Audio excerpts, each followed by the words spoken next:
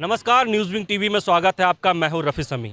लोकसभा चुनाव करीब है, विधानसभा चुनाव है। ऐसे में लेकर जहां सत्ता पक्ष लगातार दावे कर रही है, ताल ठोक रही है, वही विपक्ष का भी दावा है कि आने वाले समय में झारखंड से हेमंत सरकार तो जाएगी ही जाएगी और लोकसभा चुनाव में एक बार फिर से देश भर में भारतीय जनता पार्टी का झंडा बुलंद होगा।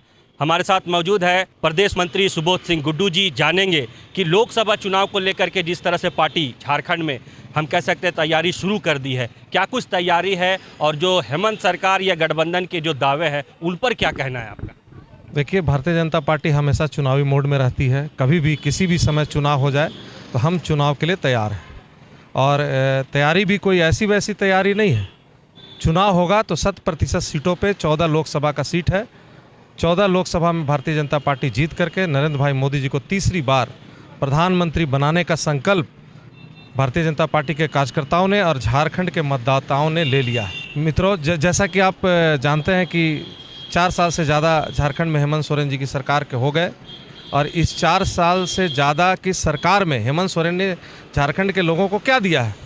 सिर्फ झूठ, सिर्फ ढकोसला, सिर्फ यहाँ पे दुष्कर्म की घटना, अन्य प्रकार के घोटाले, बहुत सारे घोटाले और 8 बार ईडी का सम्मन हो चुका। अगर मुख्यमंत्री जी पाक साफ हैं, अगर उनके मन में खोट नहीं है, उन्होंने कोई गलती नहीं की है, चोरी नहीं की है, बेईमानी नहीं की है, तो फिर ईडी का सामना क्यों नहीं करते? ये झारखंड की जनता भी जानना चाहती है।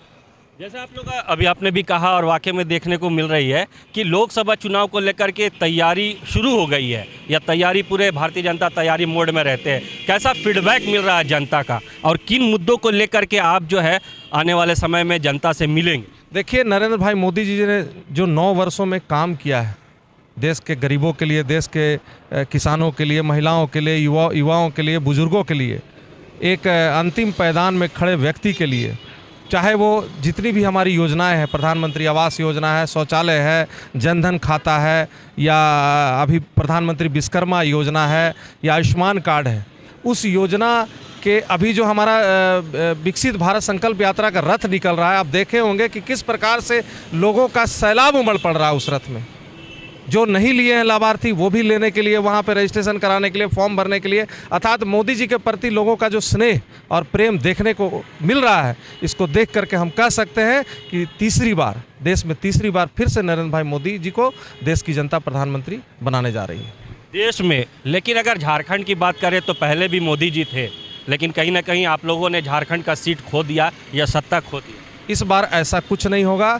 14 का 14 कमल का फूल मोदी जी के गले में झारखंड की जनता डालेगी और मोदी जी को फिर से देश में तीसरी बार प्रधानमंत्री बनाएगी। सुबोध सिंह गुड्डू जी, जिन्होंने साफ कहा है कि जिस तरह से केंद्र सरकार ने देश में काम किया है, उस काम को लेकर के झारखंड की जनता के समक्ष जाएंगे, उस काम को लेकर के झारखंड की जनता जो है वोट देगी और आने वाले लोकसभा चुनाव में इस बार 14 के 14 सीट भारतीय जनता पार्टी के कब्जे में होगी।